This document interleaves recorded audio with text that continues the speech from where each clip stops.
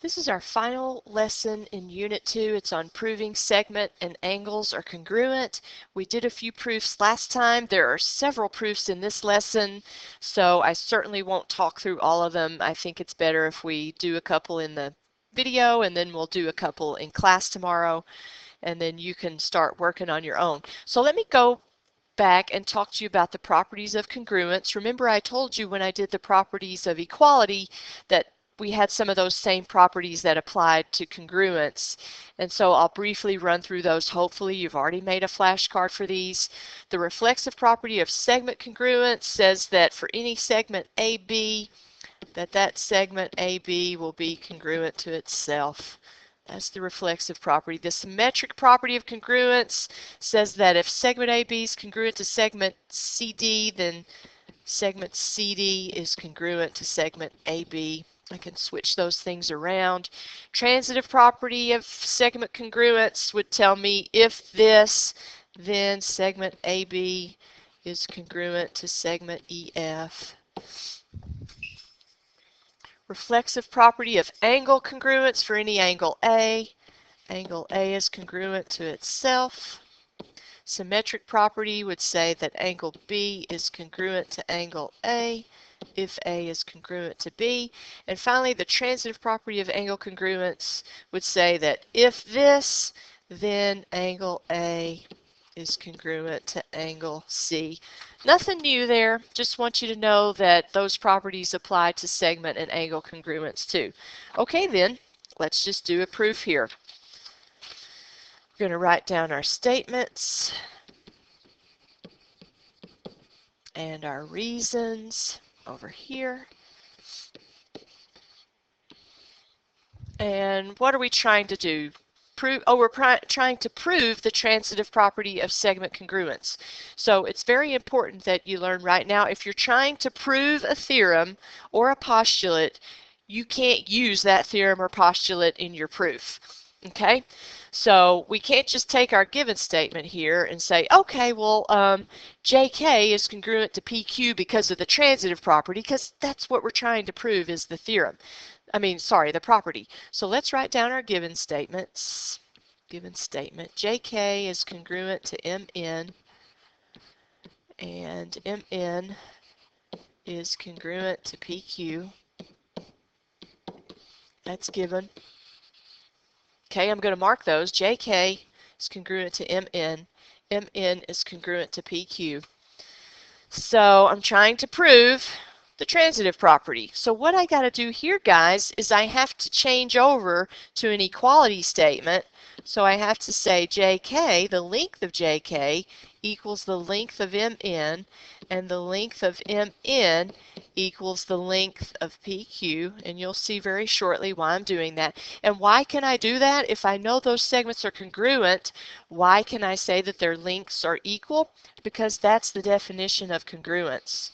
Definition of congruence, and we're going to abbreviate it like that. I can always change from equality to congruence or congruence to equality because that's what the definition of congruence is. If I have two segments whose lengths are the same or equal, then I know that those two segments are congruent. Okay, now what does that do for me? Well, that allows me to use the transitive property of equality. And I can do that because I learned that before, the transitive property of congruence. So I can say now that JK is equal to PQ by the transitive property of equality. And remember, I learned that in the last lesson, so it's okay to use it. And finally, now I'm going to say that segment JK is congruent to segment PQ. Once again, by the definition of congruence, got to go back to a congruent statement because that's what they asked me to prove. So there is that little proof in 4 steps. Okay, proving the transitive property. The thing to remember here is that when you're proving a theorem or a property or a postulate, you cannot use that theorem or property or postulate in your proof. Okay, in the diagram, AC, the length of AC equals the length of CE, and AB, the length of AB, equals the length of DE. So I'm going to mark that. Show that C is the midpoint of BD. So given, that's what they told me, prove that C is the midpoint of BD. So I'm going to put my statements here, reasons here.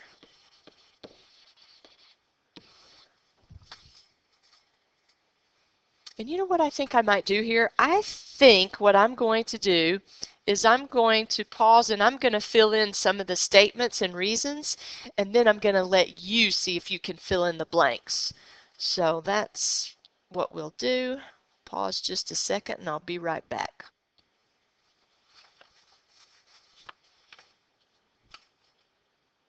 Okay, so there's what I've filled in for you here. And you probably should pause here and look and see what I have and try to work on this proof. It is a long proof, maybe a little bit complicated, but give it your best shot. I don't want to fill it in yet because I want you all to give it your best effort, and then we will go over this one in the beginning of class tomorrow. Okay, we got another example here, another proof to do. So I gotta make sure I'm recording here. Let me see, where's my recorder?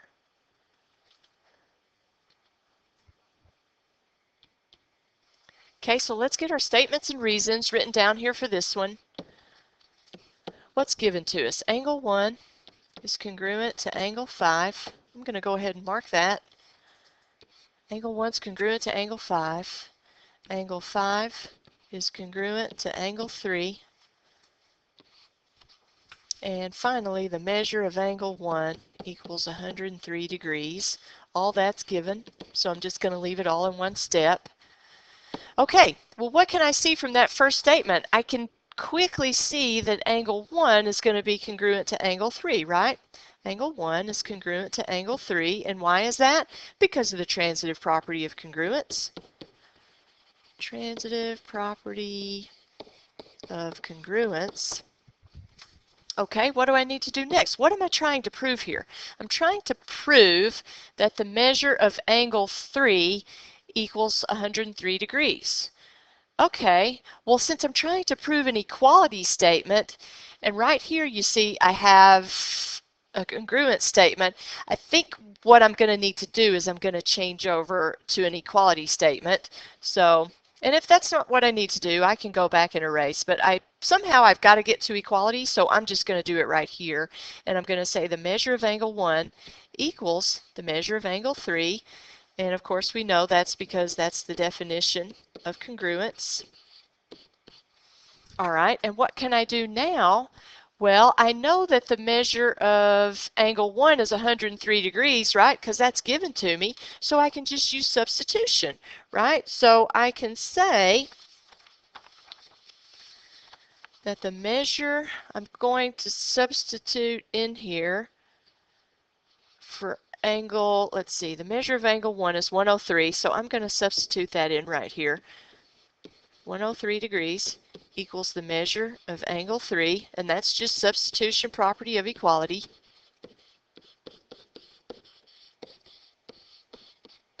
Okay, and what I need to do now, guys, you see it's not exactly what I'm trying to prove there, so this is where I need to go in and use the symmetric property, and I need to make my last statement say exactly what it is I'm trying to prove.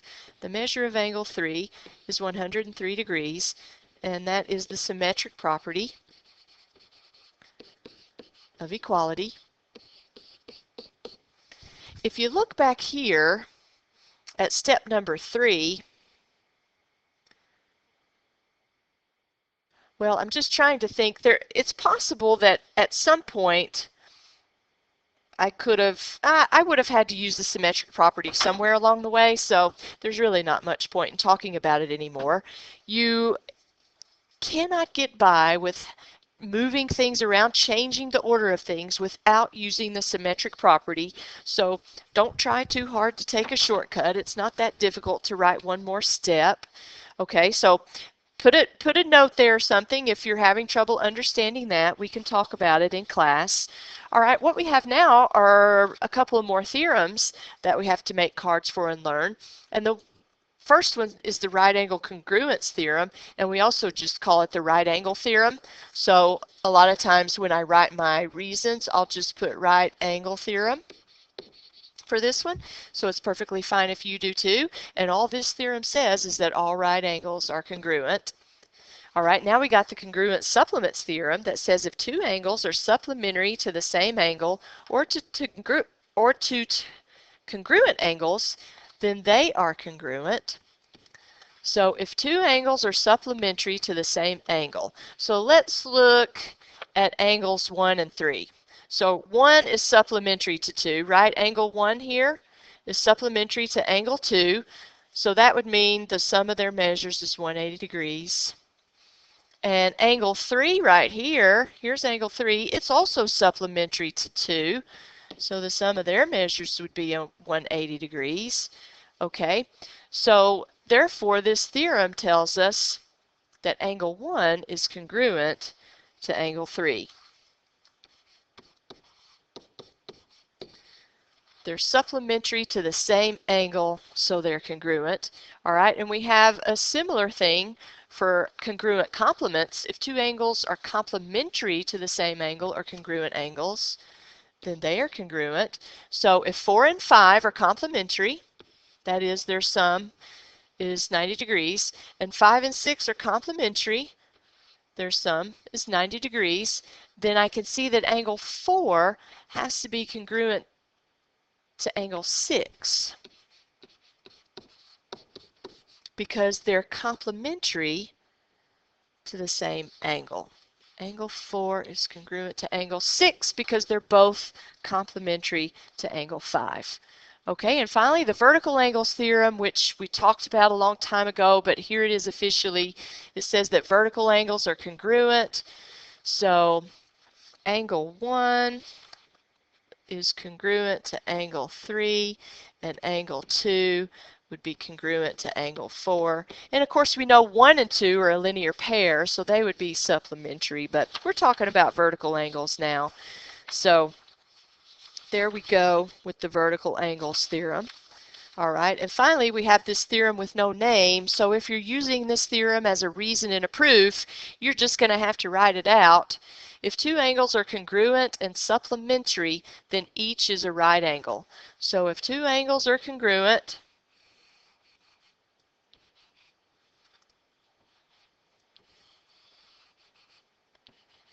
and supplementary, then I know that they both have to be a right angle. So we could also have that as a linear pair, right? I know that the angles that make up a linear pair are supplementary. If they're congruent, then they both have to be right angles. So that's it for those theorems.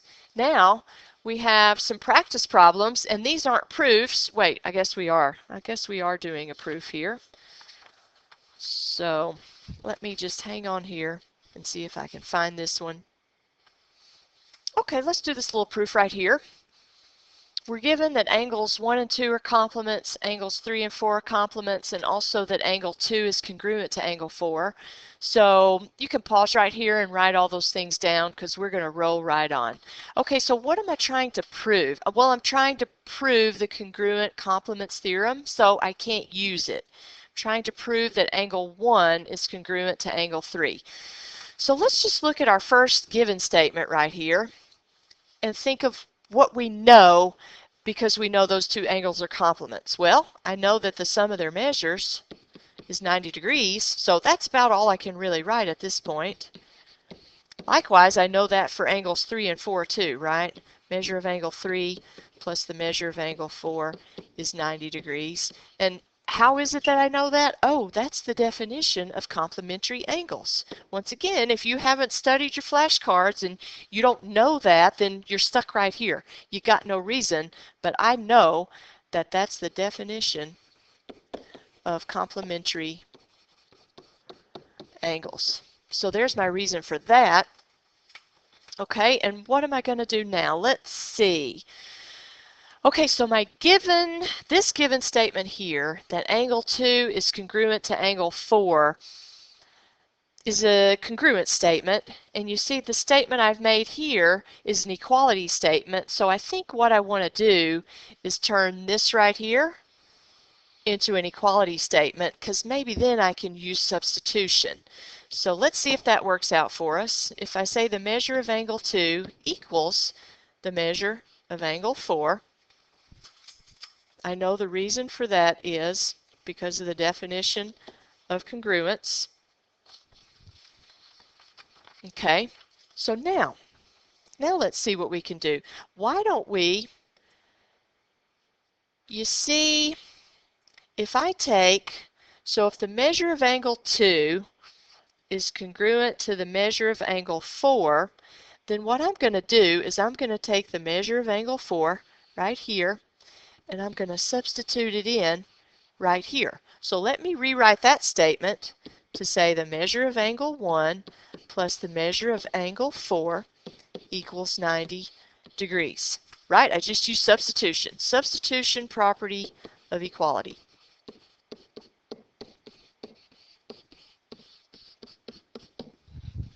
Okay, so what do we have now? Keeping our eye on the fact that we're trying to prove that angle 1 is congruent to angle 3. So look at these two statements that I have here. I'm going to underline them in red. So I have this statement, measure of angle 3 plus the measure of angle 4 is 90. Measure of angle 1 plus the measure of angle 4 is 90. Since those two things are both equal to 90, then they'd have to be equal to each other by the transitive property, right? So let's go ahead and do that. Since this is equal to 90 and this is equal to 90, then they got to be equal to each other. So the measure of angle 1 plus the measure of angle 4 equals the measure of angle 3 plus the measure of angle 4, right? And that's the transitive property. Transitive property of equality. Okay, so now look, why don't we do this? Why don't we subtract the measure of angle 4 from both sides, and what are we going to have? We're going to have that the measure of angle 1 equals the measure of angle 3, subtraction property.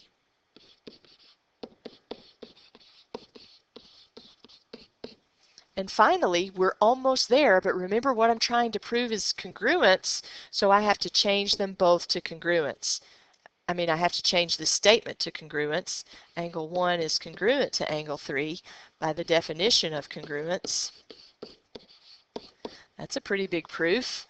All right, but that's how it works. So you might want to, block that out and try to do it again later after you've had time to think about it for a little bit. Okay, let's see what we have now. All right, the rest of these problems, I think there are only 3. Let me double check here. 1, 2, 3. Yeah, that's it. These aren't proofs. They're just using some of the information that you learned today to find the measures of angles. So I want you to pause here and do these, and I'm going to put the answers in for you. So you work these and then come back and check them. Okay, here's your first problem. Angle 3 is a right angle, so right away I know that by the definition of right angle, its measure is 90 degrees. So we got that right there. Okay, and then let's see, to find the measure of angle 2, we're given that the measure of angle 5 is 57. Angle 2 and angle 5 are vertical angles, so by the vertical angles theorem, we know that those two angles would be congruent, and therefore we know that the measure of angle 2 would be 57. Let's see, the measure of angle 1. Okay, well we just used the linear pair postulate and did 180 minus 57 to get 123. And finally, to find the measure of angle 4, if angle 3 is a right angle, then I also know that this one here is a right angle. So I just said 90 minus 57 is the measure of angle 4, and that's 43 degrees. All right, on the next page, all I did is use the linear pair postulate twice here on number 2 to find the measure of angle 1. I know that this here is a linear pair, so I subtracted 21 from 180 and got 159, and then I did the same thing for this linear pair here.